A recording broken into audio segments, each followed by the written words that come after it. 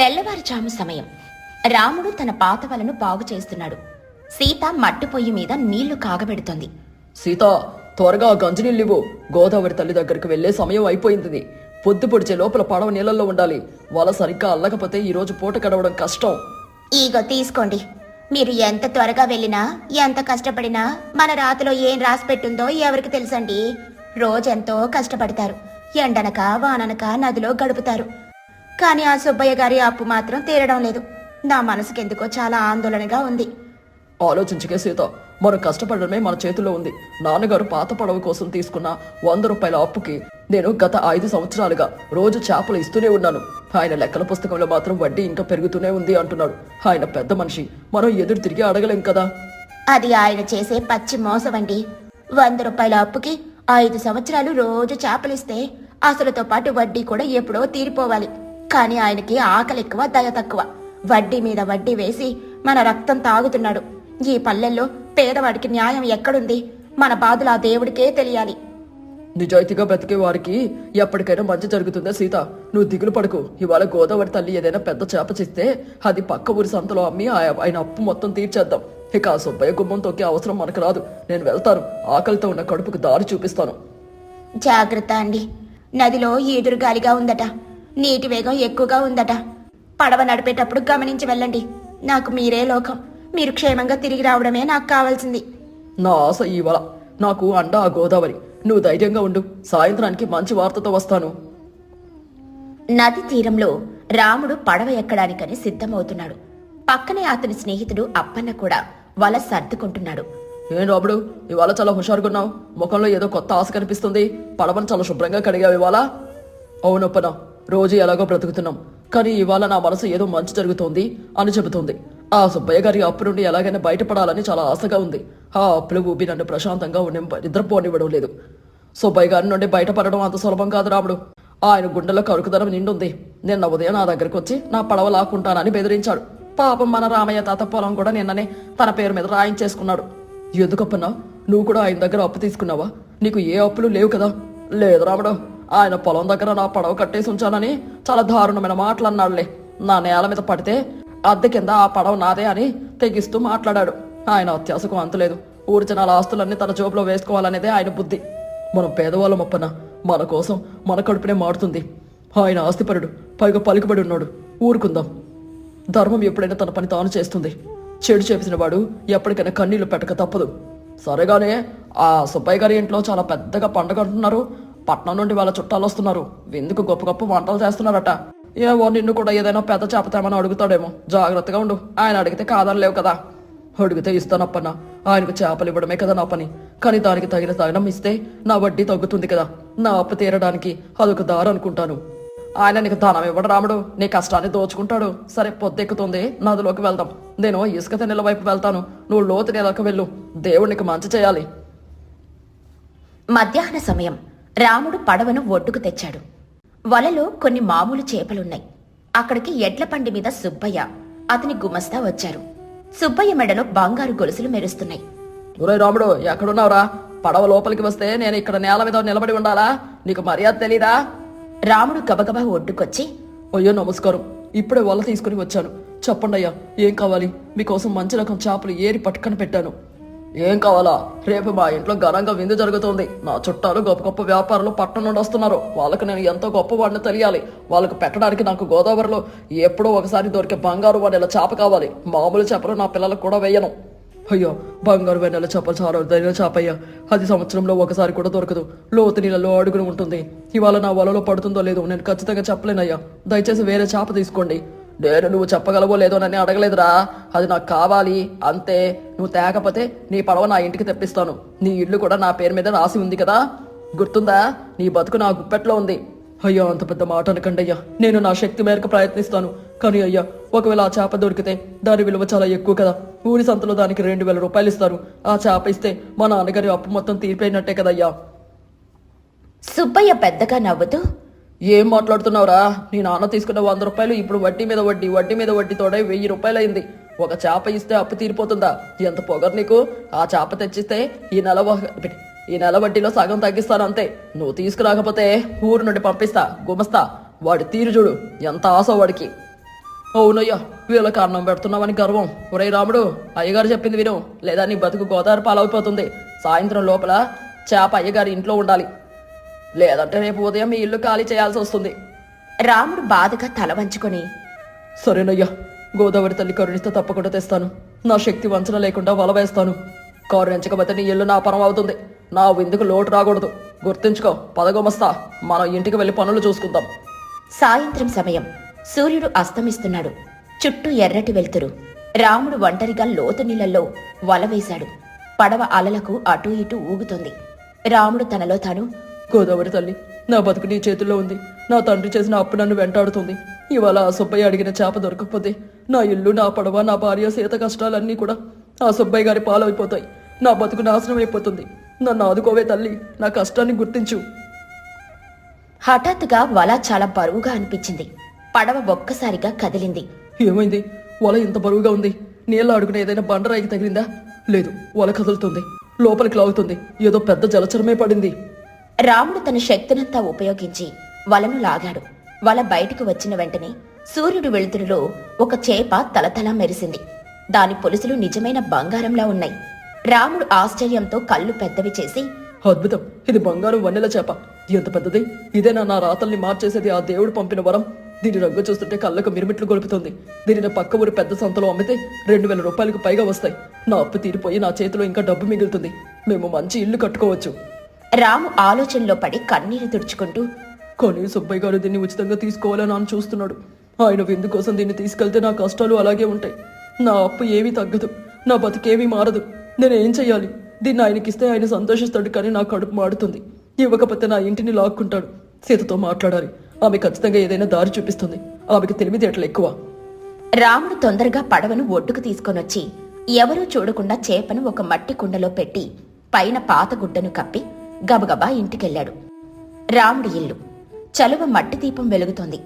రాముడు గట్టు మీద కుండ పెట్టి సీతకు చూపించాడు. సీత ఆశ్చర్యంగా 2 చేతులు జోడించి, అండి, ఇది నిజమేనా? ఇంత పెద్ద బంగారు వన్నెల చేప నా కళ్ళతో నేను ఎప్పుడూ చూడలేదు. ఇది మన పల్లెల్లో ఎప్పుడో దశాబ్దానికి ఒక్కసారి కనిపిస్తుందంటారు. గోదావరి తల్లి మన మొర ఆలకించిందండి. మన కష్టాలు తీరిపోయే సమయం వచ్చింది. అవును సీత, కానీ ఇప్పుడు నా మనసు ఉయ్యాలోగుతోంది. ఈ చేప సుబ్బయ్య గారి కోసం పట్టానని ఆయనకు తెలుసు.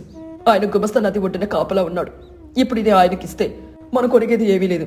ఆయన 10 రూపాయలు ముఖాన పడేసి వెళ్ళిపోతాడు. ఆయనకిస్తే మనం ఇంకా ఎప్పటికీ అప్పుల ఊపిలోనే ఉంటామండి. ఈ చేపను ఆయనకు ఎట్టి పరిస్థితుల్లో ఇవ్వకూడదు. రేపు ఉదయం మన పక్క ఊరి సంతలో దీన్ని నమ్మితే మన కష్టాలన్నిటికీ దూరం అవుతాయి. ఈ చేప మన సొంతం, మన శ్రమ ఫలితం. కానీ సీత, నేను అబద్ధం ఎలా ఆడాలి? ఆయన ఇంటికి వచ్చి అడిగితే నేను తేలేదని ఎలా చెప్పాలి? ఆయన నా పడవ లాక్కుంటాడు, మనల్ని రోడ్డును పడేస్తాడు. పైగా మోసం చేయడం ధర్మం కాదు కదా. సీత కోపంగా, మీరు ఆయనకు ధర్మంగా 100 రూపాయలు తీసుకుని 5 సంవత్సరాలు రోజు చేపలిచ్చారు, అది ధర్మం. ఆయన అది తీసుకుని ఇంకా 1000 రూపాయలు బాకీ అనడం అధర్మం. పేదవాడి కడుపు కొట్టడం అధర్మం. అధర్మం చేసేవాడి దగ్గర ధర్మంగా ఉండడం మూర్ఖత్వం అవుతుందండి. ఈ దొంగ లెక్కల సుబ్బయ్యకు బుద్ధి చెప్పాల్సిందే. మరి ఆయన ఊరుకోడు కదా, ఆయన చాలా క్రూరుడు. నా దగ్గర ఒక ఉపాయం ఉందండి. నిన్న రాత్రి మీరు తెచ్చిన మామూలు రాతి చేప ఇంకా నీళ్ల తొట్టులోనే బతికే ఉంది. అది చూడ్డానికి చాలా లావుగా ముళ్లతో ఉంటుంది. దానికి నేను పసుపు, ఆకుల పసురు పూసి బంగారు రంగు వచ్చేలా చేస్తాను. రాత్రి చీకట్లో ఆయనకు రంగు సరిగ్గా కనిపించదులే. పైగా ఆయనకు అహంకారం ఎక్కువ. పరీక్షించి చూసే ఓపిక లేదు. ఆ చేపను ఆయనకిద్దాం. నిజమైన బంగారు చేపను మనం భూమిలో పెద్ద గొయ్యి తీసి అందులో నీళ్లు పోసి దాచిపెడదాం. ఆయన పండుగ అయిపోయిన తర్వాత నెమ్మదిగా తీసుకెళ్లి అమ్ముదాం. రాముడు భయపడుతూ, ఇది చాలా ప్రమాదకరం సీత. ఆయనకు నిజం తెలిస్తే మనల్ని ఈ ఊర్లో బ్రతకనివ్వడు. భయం వదలండి. మనం మన కష్టాన్ని దోచుకోకుండా కాపాడుకుంటున్నాం. ఇందులో పాపమేం లేదు. మీరు వెళ్లి వెనుక పెరట్లో గొయ్యి తీయండి. నేను ఆ రాతి చేపకు రంగు వేసి సిద్ధం చేస్తాను. ఆ రాత్రి పడుకోవడానికి వెళ్లే సమయానికి సుబ్బయ్య, గుమస్తా కాగడల వెలుతుల్లో రాముడి ఇంటికొచ్చారు. సుబ్బయ్య ముఖంలో కోపం కనిపిస్తోంది. సుబ్బయ్య గట్టిగా అరుస్తూ, రాముడు, బయటికి రా. చేప తెచ్చావా లేదా? నా ఇంట్లో వంట వాళ్ళు ఎదురు చూస్తున్నారు. అయ్యా, వచ్చారా? కూర్చోండి దొరగారు. కూర్చోడానికి రాలేదురా, నా సమయం చాలా విలువైనది. చీకటి పడింది. చేప ఎక్కడుంది? అయ్యా, మీరు అడిగిన చేప దొరికింది. ఇగో కొండలో ఉంది. చాలా కష్టపడి పట్టానయ్యా. రాముడు సీత సిద్ధం చేసిన రాతి చేపను తెచ్చి చూపించాడు. చీకట్లో పసుపు రంగు మెరిసింది. అది చూడ్డానికి పెద్దగా ఉంది. సుబ్బయ్య సంతోషంగా, భేష్ భేష్, చాలా బాగుంది. దీని విలువ తెలుసా నీకు? అయినా నీలాంటి వాడికి ఎలా తెలుస్తుందిలే. దీన్ని చూస్తే రేపు మా చుట్టాలు ఆశ్చర్యపోతారు. నా పరువు మరింత పెరుగుతుంది. గుమస్తా, కొండ జాగ్రత్తగా బండిలో పెట్టు. గుమస్తా కొంచెం అనుమానంగా కుండ వైపు చూస్తూ, అయ్యో ఒక్క నిమిషం, నేను సాయంత్రం తీరం దగ్గర ఉన్నాను. రాముడు వల తీసేటప్పుడు చూశాను. అది ఇంకా పెద్దదిగా నిజమైన బంగారంలా మెరిసింది. ఈ చేప ఎందుకో తేడాగా ఉందయ్యా. రంగు అసలు రంగులా లేదు, ఏదో పూసినట్టుగా ఉంది. సుబ్బయ్య కోపంగా తిరిగి చూసి, ఏం ఒరే రాముడు, నన్ను మోసం చేస్తావా? నా కళ్ళల్లో దుమ్ము కొట్టాలని చూస్తావా? నిజమైన చేప ఎక్కడ దాచావు? ఇల్లు మొత్తం వెతుకుతాను. దొరికితే నిన్ను చెట్టు కట్టేసి కొరడాతో కొట్టిస్తాను. రాముడు ఏడుస్తూ చేతులతో దండం పెడుతూ, అయ్యో దయచేసి నమ్మండి, నన్ను అనుమానించకండి. నేను అబద్ధం చెప్పడం లేదు. నా వలలో పడిన చేప గొప్ప చేప ఇదే. మీరు కావాలంటే ఇల్లు వెతుక్కోండి. సుబ్బయ్య తన గుమస్తాతో కలిసి ఇంట్లోకి వెళ్లి అంతా వెతికాడు. మంచం కింద, వంటగదిలో అంతా చూశాడు. ఏమీ దొరకలేదు. ఎందుకంటే సీత నిజమైన చేపను పెరట్లో భూమిలో పాతిపెట్టిన కుండలో దాచింది. సుబ్బయ్య కోపంగా బయటకొచ్చి, సరే, నేను ఇక్కడ ఏమీ చూడలేదు, కానీ గుమస్తా చెప్పాడు కాబట్టి నాకు నీ మీద పూర్తిగా అనుమానం ఉంది. ఈ చేపను తీసుకెళ్తున్నాను. ఇది నీ నెల, వడ్డీకి లెక్క. కానీ నువ్వు నన్ను మోసం చేయాలనుకున్నావన్న అనుమానం నా మనసులో పడింది. నన్ను మోసం చేసిన వాడు ఎవడో సుఖపడలేదు. అందుకే రేపు ఉదయం గ్రామ పంచాయతీకి రా. రంగయ్య గారి ముందు నీ తప్పు నిరూపించి నీ పడవను, ఇల్లును శాశ్వతంగా లాక్కుంటాను. గుమస్తా, పద వెళ్దాం. రాముడు కన్నీళ్లతో, అయ్యో అంత కఠినమైన పని చేయకండి అయ్యా. మాకు బతుకు తెరిగిపోతుందయ్యా. మేము ఏ పాపం ఎరుగము. అదే చూసుకుందాం, పంచాయతీ దగ్గరే తేలుతుంది నీ బతుకేంటో. సుబ్బయ్య కుండ తీసుకుని వెళ్లిపోతాడు. రాముడు నేల మీద కూర్చొని బాధపడుతూ ఉంటాడు. సీత వచ్చి అతనికి ధైర్యం చెబుతుంది. మీరేం కంగారు పడకండి. రంగయ్య గారి దగ్గర న్యాయం తప్పకుండా గెలుస్తుంది. ఆ సుబ్బయ్య గారి అత్యాశ, అహంకారమే ఆయనను ఊబిలోకి లాగుతాయి. ధర్మం ఎప్పుడు పేదవాడి పక్షాన్ని నిలబడుతుంది.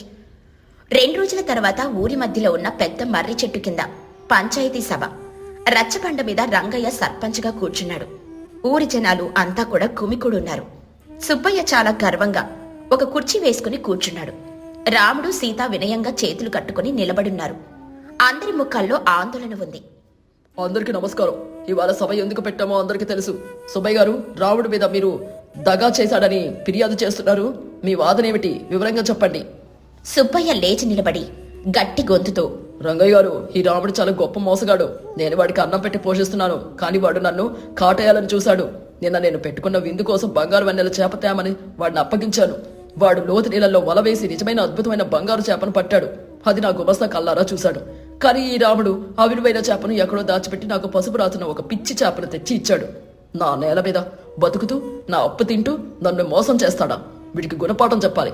వాడి ఇల్లు, పడవ నాకు స్వాధీనం చేయాలి అని నా కోరిక. ఇదే నా న్యాయం. రాముడు, ఇది నిజమేనా?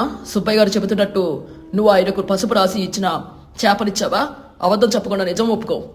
రాముడు భయంతో మాట రాక తడబడుతూ, అయ్యో అది నేను. సీత ధైర్యంగా ముందుకొచ్చి, రంగయ్య గారు, మా ఆయన తరపున నేను మాట్లాడొచ్చా?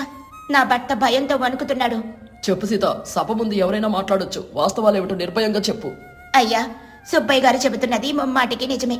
మేము ఆయనకిచ్చింది బంగారు వన్నెల చేప కాదు. అది ఒక మామూలు రాతి చేప. దానికి నేను పసుపు రంగు ఆకుల పసురు పూసి ఆయనకిచ్చాను. సభలో ఉన్న ఊరి జనాలంతా ఒక్కసారిగా ఆశ్చర్యంతో గుసగుసలాడడం మొదలుపెట్టారు. అందరూ సీతను వింతగా చూశారు. సుబ్బయ్య పెద్దగా నవ్వుతూ మీసాలు తిప్పుతూ, చూసారా రంగయ్య గారు, చూసారా ఊరి ప్రజలారా, ఈమె తన నోటితోనే తానే మోసం చేస్తానని సభసాక్షిగా ఒప్పుకునింది. దొంగలు దొరికిపోయారు. ఇక తీర్పు చెప్పండి. వాడి ఆస్తి నాకు రాసి ఇచ్చేయండి. వీళ్ళని ఊరు నుండి తరిమేయండి. ఒక్క నిమిషం ఆగు సుబ్బయ్య, తొందరపడకు. సీత ఎందుకు అలా చేసావు? సుబ్బయ్య గారికి అంతటికీ అబద్ధం ఎందుకు చెప్పాల్సి వచ్చింది? దానికి కారణం ఏమిటి? అయ్యా, సుబ్బయ్య గారు తీసుకెళ్లిన చేప గురించి నేను ఆయనకు నిజం చెప్పే లోపలే ఆయన గబగబా దానిని బండిలో పెట్టుకుని తీసుకెళ్లారు. ఆయనకు ఓపిక లేదు. నిజమేంటంటే ఆ రాతి చేపను మా తాతలు చండాలపు చేప అనేవారు. అది చూడ్డానికి లావుగా ఉంటుంది గాని దాని చర్మం రాతిలా గట్టిగా ఉంటుంది. దాని లోపల మాంసం ఉండదు, అంతా ముల్లే. అది ఎంత ఉడకబెట్టినా ఉడకదు. మనుషులే తినలేరు. ఆయన ధనాసతో దాన్నే గొప్ప చేప అనుకుని తీసుకెళ్లారు. మోసం చెయ్యాలని కాదయ్యా. ఆయన కోపం చూసి, ఆయన బెదిరింపులకు భయపడి మేం ఆ సమయంలో ఏమీ చెప్పలేకపోయాం. సుబ్బయ్య సీత మాటలకు తన పరువు పోతుందని భావించి గర్వంతో రగిలిపోతూ అందరి ముందు తన గొప్పతనాన్ని నిలుపుకోవాలని అబద్ధమాడుతాడు. రంగయ్య గారు, ఈమె పచ్చి అబద్ధాలు ఆడుతుంది. ఈమె నాకు పిచ్చి చేపని ఇచ్చారు అని సభలో నాకు అవమానం చేయాలని చూస్తుంది. నేను తీసుకెళ్లిన చేప రాతి చేప ఎంత మాత్రం కాదు. నేను నిన్న మా వంట వాళ్ళతో దానిని అద్భుతంగా వండించాను. అది వెన్నపూసలా కరిగిపోయింది. దాని రుచి నేను నా జీవితంలో చూడలేదు. మా బంధువులంతా వేళ్లు నాకి మరీ తిన్నారు. అది ఒక అద్భుతమైన చేప. ఈమె నన్ను మోసం చేయాలని చూస్తుంది. రంగయ్య చిన్నగా నవ్వుతూ సుబ్బయ్య కళ్ళల్లోకి చూస్తూ, సుబ్బయ్య, బాగా ఆలోచించి చెప్పు. నువ్వు తీసుకెళ్లిన చేప చాలా అద్భుతమైన రుచితో ఎంతో విలువైన చేప. ఇది నిజమేనా? సభ ముందు చెబుతున్నావు, గుర్తుంచుకో. సుబ్బయ్య అతి విశ్వాసంతో, ఖచ్చితంగా రంగయ్య గారు, నేను మా బంధువులంతా తిన్నాం. అది పట్నంలో 1,00,000 రూపాయలు పెట్టిన దొరకని అపురూపమైన చేప. నా అదృష్టం కొద్దీ నాకు దక్కింది. సరే సుబ్బయ్య, నువ్వే నీ నోటితో సభ ముందు ఒప్పుకున్నావు నువ్వు తీసుకెళ్లిన చేప ఎంతో అద్భుతమైనది, విలువైనది అని. 1,00,000 రూపాయలు ఉంటుందని నువ్వే గంటా పదంగా అన్నావు. మరి అంత విలువైన చేపను నువ్వు నీ ఇంటికి తీసుకెళ్లిన తర్వాత రాముడి అప్పు తీరిపోయింది కదా లేదా? సుబ్బయ్య ఒక్కసారిగా అవాక్కయ్యి తడబడుతూ, అది అలా ఎలా తీరుతుంది రంగయ్య గారు? వాడప్పు నా లెక్కల ప్రకారం 1,000 రూపాయలు. రంగయ్య గట్టిగా గద్దిస్తూ, సుబ్బయ్య, ఒక పేదవాడి దగ్గర నుండి నువ్వు బలవంతంగా బెదిరించి చేపను తీసుకున్నావు. అది అప్పు వడ్డీ కింద అది నువ్వేనని వాడుతూ అన్నావు. ఇప్పుడు సభ ముందు ఆ చేప విలువ ఎంతో గొప్పది, 1,00,000 రూపాయల విలువ చేస్తుందని నువ్వే గర్వంగా గొప్పలు చెప్పుకున్నావు. 1,00,000 రూపాయల విలువైన వస్తువును వడ్డీ కింద తీసుకున్న తర్వాత ఇంకా 1,000 రూపాయల అప్పు ఎక్కడిది? నీ లెక్క ప్రకారం చూసినా నువ్వే వాడికి తిరిగి డబ్బులు ఇవ్వాలి.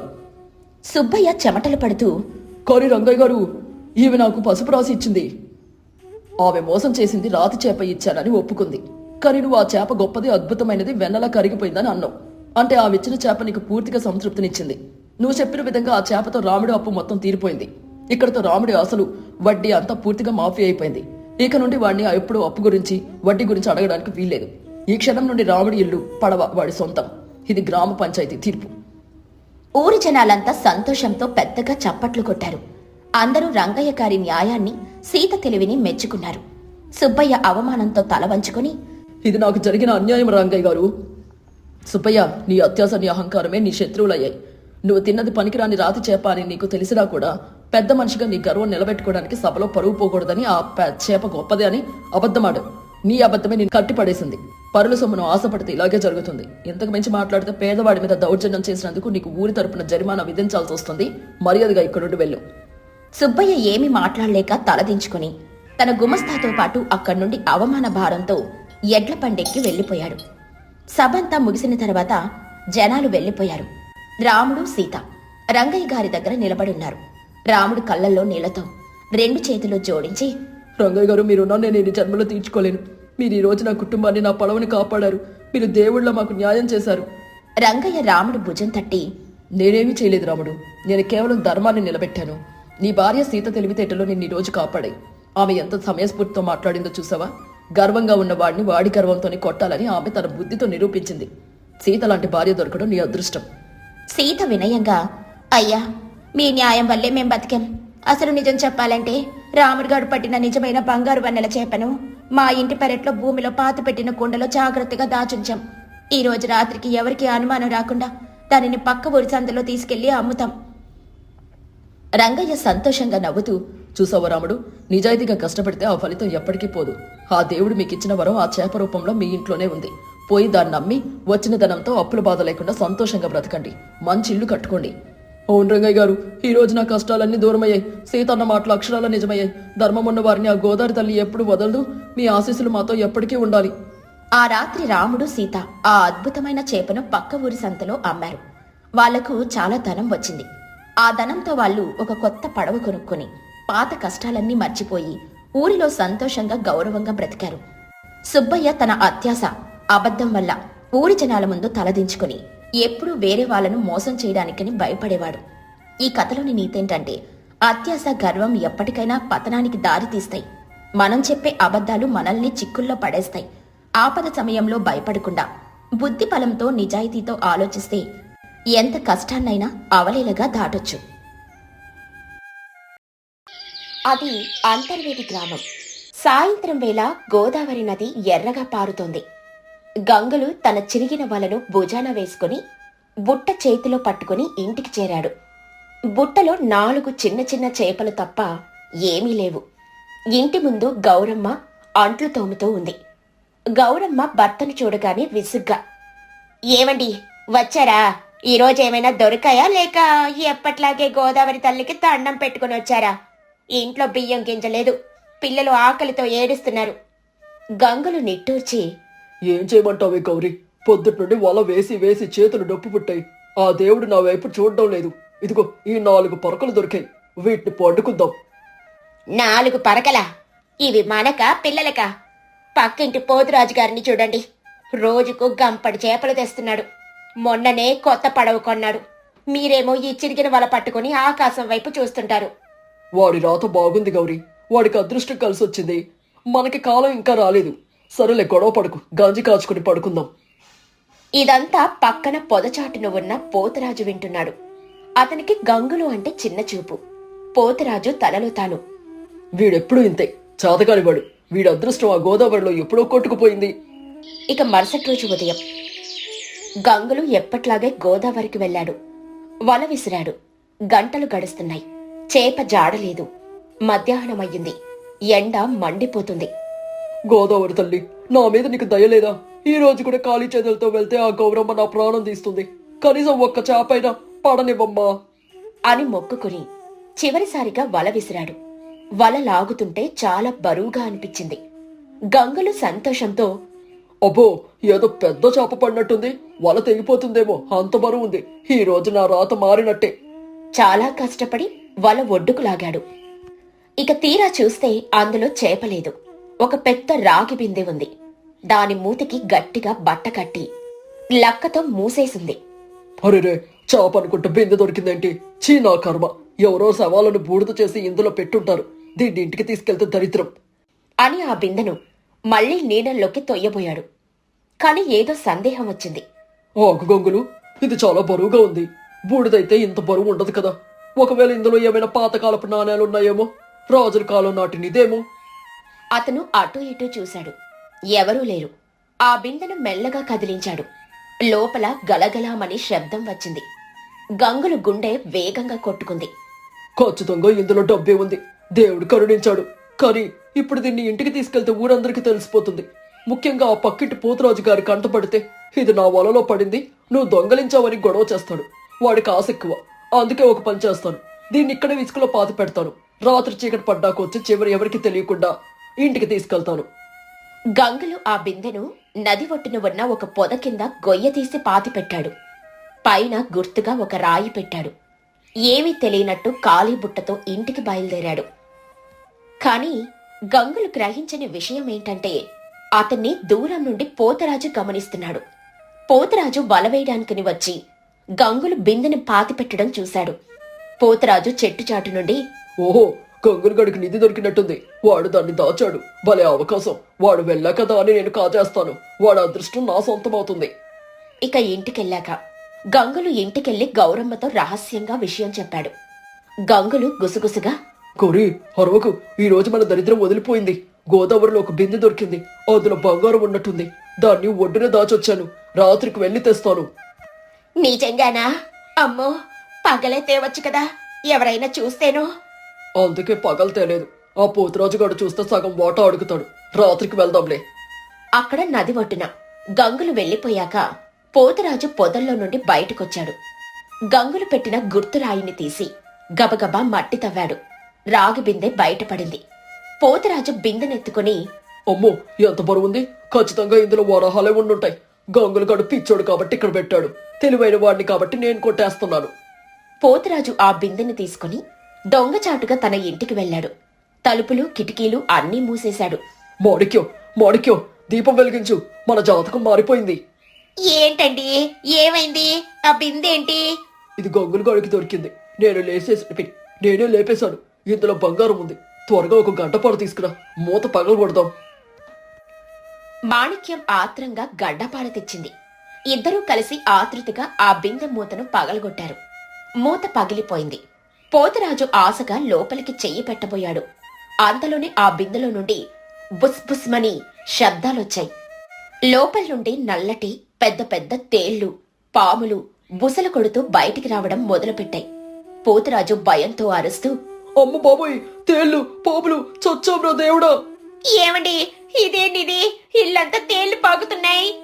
పోతురాజు కోపంతో ఊగిపోతూ, మోసం, ఇది ఖచ్చితంగా ఆ గంగులు గడి పని. వాడు నన్ను చూసుంటాడు. నేను చూస్తున్నానని గ్రహించి కావాలని ఈ తేళ్ల బిందును అక్కడ పాతి పెట్టుంటాడు. వాడు పన్నిన పన్నాగం ఇది. వాడిని వదిలిపెట్టను. అవునవును, వాడు అమాయకుడిలా నటిస్తాడు కాని ఎంతటి దుర్మార్గుడో చూడు. మన మీద పగ తీర్చుకోవడానికి క్షుద్ర శక్తులు ప్రయోగించుంటాడు. ఈ తేళ్లు మామూలువి కావు. పోతురాజుకు పిచ్చి కోపం వచ్చింది. ఆ తేళ్లన్నిటినీ మూటగట్టి ఆ గంగులగాడి ఇంటి మీదే పోస్తాడు. వాడు వాడి పిల్లం ఆ తేళ్ల కట్టుకు చావాలి, అప్పుడే నా కసి తీరుతుంది. పోతురాజు వెంటనే ఆ బిందె మూతికి మళ్లీ గుడ్డ కట్టాడు. అదృష్టవశాత్తు తేళ్లు ఇంకా పూర్తిగా బయటికి రాలేదు. ఆ బిందెనెత్తుకుని రాత్రి చీకట్లో గంగులు ఇంటివైపు బయలుదేరాడు. గంగులు ఇంటి దగ్గర రాత్రి సమయం గంగులు గౌరమ్మ ఇంట్లో దిగులుగా కూర్చున్నారు. ఏమండి, చాలా చీకటి పడింది, వెళ్ళి ఆ బిందె తీసుకురావచ్చు కదా. వెళ్తున్నా గౌరీ, కానీ ఎందుకో భయంగా ఉంది, మనసు కీడు శంకిస్తోంది. సరిగ్గా అప్పుడే ఇంటి పైకప్పు మీద ఎవరో నడుస్తున్న శబ్దం వినిపించింది. పోతురాజు గంగులు ఇంటి పైకప్పు ఎక్కాడు. ఆ రోజుల్లో ఇళ్లకు పైన పొగపోవడానికని ఒక రంధ్రం ఉండేది. పోతురాజు ఆ రంధ్రం దగ్గరకు వెళ్ళాడు.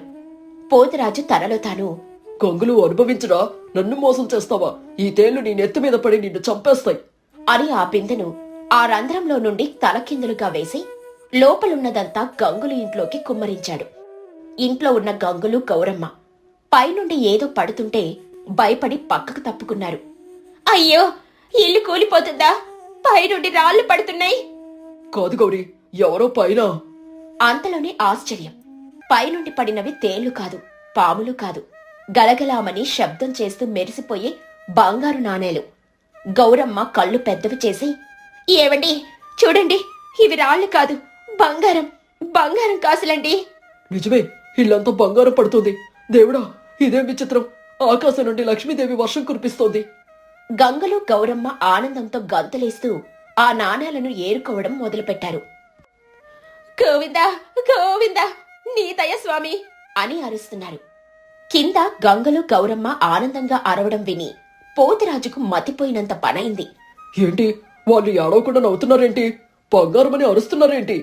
అతను రంధ్రంలో నుండి తొంగి చూశాడు. కింద దీపం వెలుగులో గంగులు ఇల్లంతా బంగారు రాసులతో మెరిసిపోతుంది. తేళ్లు ఎక్కడా కనిపించడం లేదు. పోతురాజు తల బాదుకుంటూ, అయ్యో అయ్యో, ఎంత పని జరిగింది! నా కళ్ళ ముందు అవి తేళ్లుగా కనిపించాయే, విషపు పురుగులుగా బుసలు కొట్టాయే. మరి ఇప్పుడు గంగులు ఇంట్లోనే పడగానే బంగారంలో ఎలా మారిపోయాయి? పోతురాజుకు విషయం అర్థమైపోయింది. తన దురాశ, అసూయ, చెడు ఆలోచనల వల్ల ఆ దైవం ఆ నిధిని తనకు తేళ్లుగా చూపించాడు. కాని గంగులు అమాయకుడు, మంచివాడు కాబట్టి అది అతని ఇంటికి చేరగాని నిజస్వరూపం బయటపడింది. నేను నా చేతులతోనే నా అదృష్టాన్ని గంగుల ఇంటికి మోసుకొని వచ్చాను. దొంగలించింది నేనే, మోసింది నేనే, చివరికి వాడికి దానం చేసింది కూడా నేనే. ఎంతకంటే దౌర్భాగ్యం ఉంటుందా?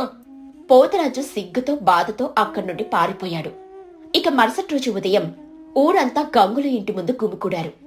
గంగులిప్పుడు ధనవంతుడు, కాని అతను గర్వపడలేదు. ఏవండి, ఈ బంగారం అంతా మనదేనా? మరి ఆ పోతురాజు గారు రాత్రి ఇంటి మీద ఎందుకెక్కారు? గౌరీ, ఆ బిందె నేను నదిలో చూసినదే. దాన్ని పోతురాజు దొంగలించాడు, కానీ అతనికి అది దక్కకూడదని రాసుంది. అందుకే అతనికి అది చెడుగా కనిపించుంటుంది. మన మీద కోపంతో మన ఇంట్లో పారబోసాడు. కానీ దేవుడు మనకు మేలు చేయాలనుకున్నాడు కాబట్టి అది బంగారం అయింది. పరుల కీడు కోరుకునేవాడు తన కీడు తానే కోరుకుంటాడు అంటారు పెద్దలు. అదే జరిగింది.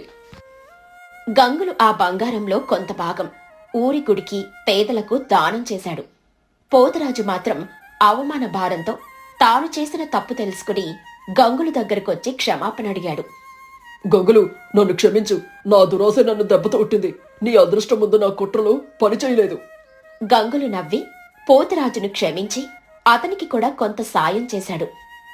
ఈ కథలోని నీతేంటంటే, మంచివాడికి దేవుడు తోడుంటాడు. గంగులు ఏ పాపమూ చేయలేదు. అందుకే ఆపద కూడా సంపదగా మారిపోయింది.